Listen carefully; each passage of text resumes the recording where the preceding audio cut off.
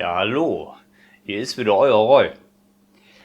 Heute gibt es ein kleines Special zum Thema Queen-Jubiläum. Und dazu bin ich hier in Onkel Harrys Store gegangen, wo die Queen quasi rund um die Uhr anwesend ist. Allerdings nur aus Pappe. Aber das ist egal, ne? Hauptsache sie ist da.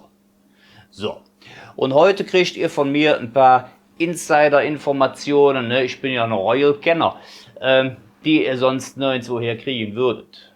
Und es geht mal damit los, dass man sich fragt, warum Queen Elizabeth, warum heißt die eigentlich so? Ne? Und das ist also folgendermaßen, ich will euch das erklären, denn die Briten, die haben eigentlich, haben ja immer verrückte Ideen. Und irgendwann sind sie mal auf die Idee gekommen, weißt du was, wir haben unser TH, lass uns doch das S abschaffen. So, S war fort. Hat natürlich vorne und hinten nicht geklappt, ne? So mussten wir auch wieder einführen irgendwann. An manchen Stellen ist es aber einfach der Wort unwiederbringlich fort. Ne? Unter anderem am Ende vom Nachnamen. Wir kennen das ja aus unserem Sprachgebrauch, dass wir sagen, Mensch, hier der Tillmanns Herbert oder der Mailands Karl-Heinz oder was, ne? Und das war fort. Ursprünglich hieß es nämlich Queen's Elizabeth. Queen's Elizabeth. Ganz einfach. Queen wurde Nachname, Elizabeth wurde Vorname. Fertig. Queen's Elizabeth. So.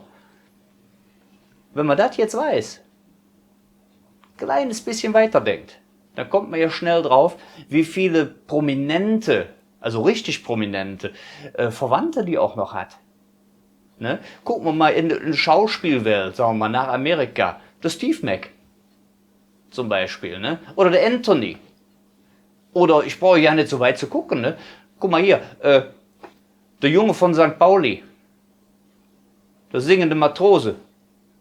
Junge, komm bald wieder.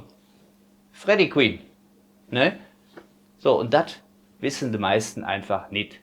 Das ist Insiderwissen, das kriegt ihr, das steht nicht in der Frau im Spiel oder so, das kriegt ihr eigentlich nur von mir.